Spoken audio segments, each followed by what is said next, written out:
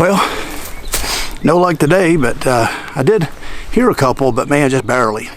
That wind was howling. 20-25 mile an hour all morning on top of that hillside where I was at. And I tried to get low, tried to get away from the wind, and got a little bit out of the wind, but then it was like maybe 15 mile an hour. And it's still, I don't know if you can see the leaves, but we're down here in this bowl now, and quitting time is 12, so we got to quit for the day. But I mean, I don't think a turkey could have heard you hardly. It was so windy up on top. But that's something you want to run into during your turkey season, especially if you live, well, you can be anywhere, but I mean, we're here in the mountains. We're in, Appalachian Mountains here, and it gets windy, but especially when you get out in, Kansas, Missouri, Illinois, Iowa, some of them states that are really flat, don't have a lot of hills, man, it can get really blustery windy. And what do? You just sit home and say, well, it's just too windy, ain't gonna go hunting. No, you go hunting, because turkeys don't just stop moving because of the wind. They don't just go and huddle up somewhere and or stay on the roost all day. They fly down, they mate, they eat, they poop, they pee, they do everything that they're supposed to be doing during a normal day. But you as a turkey hunter, you kind of have to change your strategy a little bit. And now you've heard me say in 3 or 4 videos back about the setups, when we was talking about setups, and I said, you want to set where that when that gobbler is when you see him, he's in gun range. And that video was talking about working a gobbler. When you're working him and he's coming to you and he's gobbling back at you, you want to get to where that when you see him, you can kill him. But on these windy days, a lot of times they just don't gobble, or you just don't hear them. Like I barely heard them two this morning, that I heard. And they probably was closer than what they sounded, but it just sounds so far. So when it's windy, sometimes they don't gobble as much. Sometimes you just can't hear them. So this is where you sort of have to flip it, and you have to set up where you can see a little bit further, and you can see more around you, because you don't want it to be setting unlike when you're working a gobbler and he just comes in and he's in gun range, like I said in the other video. You don't want to be sitting there and then one comes in quiet on you, or one comes in silent. You didn't know he was nowhere around, and then all of a sudden he just pops right there and you're not ready. Your gun's laying across your lap, because let's face it, we don't sit there for 8 hours a day with a gun like this. But sometimes we're just out of position and we can't do anything. So what you have to do is you have to set up to where you can see that gobbler before he sees you, and that way you can be ready.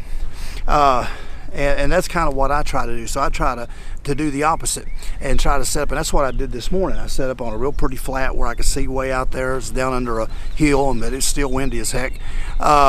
Fields are good, if it's windy. Sometimes a big field is good, because they can't it takes one of their senses away when it's real windy, so they can't use their hearing as good. So they rely on that incredible eyesight they got, and they get out in open place and they'll look for danger, and they'll stay right out in the wide open pastures some days. And that's hard, because you can't shoot in the middle of a pasture because we got shotguns.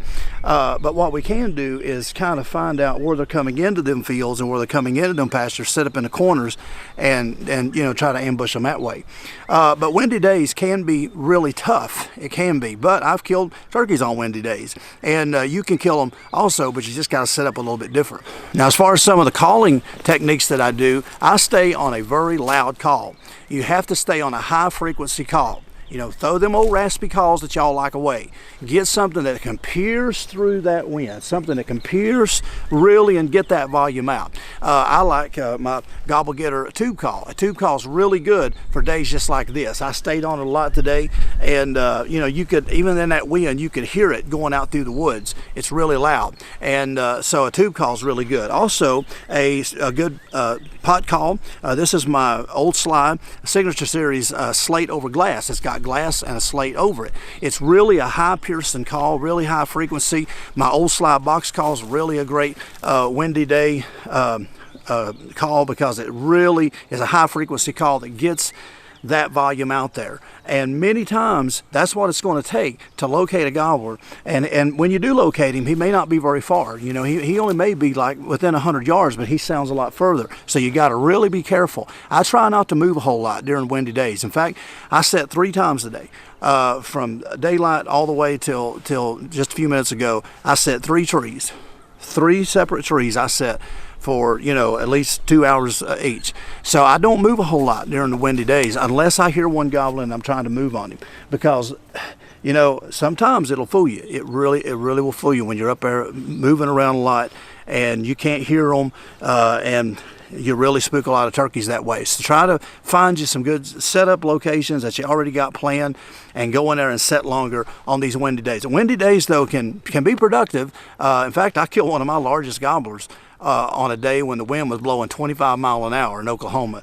It was a big 27 pounder I got in Oklahoma a few years ago, and the wind was howling like 25, like today, 25, 30 mile an hour. And that gobbler, you know, I did get him. So, you know, you can be productive on these days. So just get out there, get you some high frequency calls, set longer, and get where you can see a little bit further. And a lot of times that's what it's going to take to be successful. So we didn't get one today, but I know where a couple is at least for in the morning, and I'll get in there a little bit closer. Maybe this wind will die down hopefully tonight. So anyways, we'll be after it tomorrow. Hey, season's here. You got to be out here and you got to hunt.